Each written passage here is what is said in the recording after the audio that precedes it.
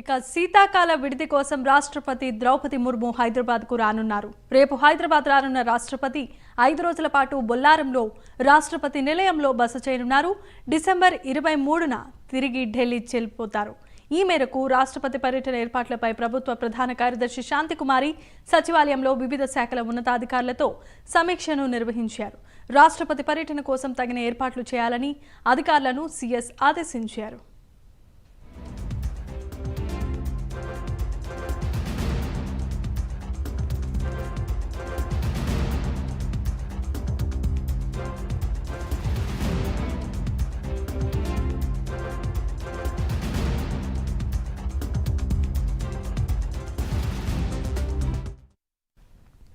రాష్ట్రపతి ద్రౌపది ముర్ము శీతాకాల విడిదికి బొల్లారంలో రాష్ట్రపతి నిలయానికి రానున్న నేపథ్యంలో హైదరాబాద్లో పలు చోట్ల రేపు ట్రాఫిక్ ఆంక్షలు అమల్లో ఉంటాయని పోలీసులు తెలిపారు.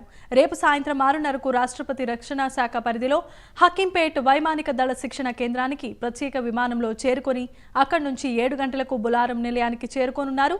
దీంతో ట్రాఫిక్కి సంబంధించిన ఏర్పాట్లను సైబరాబాద్ సిపి ఏకే మహంతి పర్యవేక్షిస్తారు.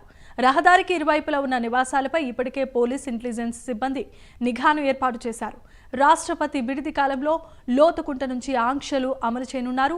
రేపు సాయంత్రం హకీంపేట విమానాశ్రయం నుంచి బొల్లారం జంక్షన్ మీదుగా లోతుకుంట జంక్షన్ వైపు వచ్చే వాహనాలను మళ్లించనున్నట్లుగా ట్రాఫిక్ పోలీసులు తెలిపారు. వాహనదారులు ప్రత్యామ్నాయ మార్గాల్లో వెళ్లాల్సిందిగా పోలీసులు సూచించారు. ఇదే అంశానికి సంబంధించి మరిన్ని అప్డేట్స్ ను మా ప్రతినిధి కుమార్ అందిస్తారు. Kumar, thank you Gayatri. ఈ శీతాకాల విడిది కోసం రాష్ట్రపతి ద్రౌపది ముర్ము అయితే హైదరాబాద్ రానున్నారు. రేపు ఈవినింగ్ ఏదైతే హకీంపేట విమానాశ్రయానికి అయితే ద్రౌపది ముర్ము అయితే చేరుకుని ఉన్నారు. మొత్తానికి రాష్ట్రపతి 5 రోజుల పాటు కూడా బొల్లారంలోని రాష్ట్రపతి నిలయంలో అయితే బస చేయనున్నారు. అలాగే డిసెంబర్ 23వ తారీఖున తిరిగి ఢిల్లీ వెళ్లనున్నారు. ఈ మేరకు రాష్ట్రపతి పర్యటన ఏర్పాట్లపై ప్రభుత్వ ప్రధాన కార్యదర్శి శాంతికుమారి కూడా పూర్తిగా సమీక్షించారు. అలాగే ఉన్నతాధికారులతో కూడా పూర్తిగా సమీక్ష అయితే నిర్వహించడం జరిగింది. మొత్తానికి ఈ భేటీలో కూడా డీజీపీ రవి గుప్తా, అలాగే ప్రత్యేక ప్రధాన కార్యదర్శి సునీల్ శర్మ, అలాగే జేఏడీ కార్యదర్శి శేషాద్రి, అలాగే వైద్య ఆరోగ్య శాఖ కార్యదర్శి రిజ్వీ, అలాగే సీనియర్ పోలీస్ అధికారులు, ఇతర శాఖలు ఉన్న అధికారులు కూడా ఈ సమావేశంలో పాల్గొని పూర్తిగా రాష్ట్రపతి వచ్చే సమయంలో పూర్తిగా భద్రత ఏర్పాటు చేయనున్నారు. మొత్తానికి రాష్ట్రపతి పర్యటన కోసం కూడా తగిన భద్రత, ట్రాఫిక్ బందోబస్తు విషయంలో కూడా పూర్తిగా పగడ్బందీ ఏర్పాట్లు అయితే అధికారులు అయితే చేశారు. అలాగే ఆరోగ్యం, రోడ్లు, భవనాలు, మున్సిపల్, విద్యుత్ సంబంధిత కూడా సంబంధించిన శాఖలకు కూడా మొత్తం బ్లూ బుక్ ప్రకారం ఫుల్ ప్రూఫ్ ఏర్పాట్లు చేయాలని చెప్పి కూడా సీఎస్ అయితే ఆదేశించడం జరిగింది.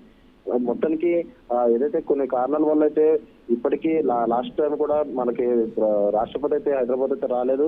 ఏదైతే మధ్యలో ప్రణబ్ ముఖర్జీ అయితే ఒకసారి అయితే ఈ వర్షాకాల విడిదిగా అయితే దీంట్లో స్టే చేయడం అయితే జరిగింది. మొత్తానికి గత సంవత్సరం కూడా తొలిసారి శీతాకాల విడిది కోసం కూడా ద్రౌపది ముర్ము అయితే ప్రస్తుతం అయితే అప్పుడైతే హైదరాబాద్ అయితే రావడం జరిగింది.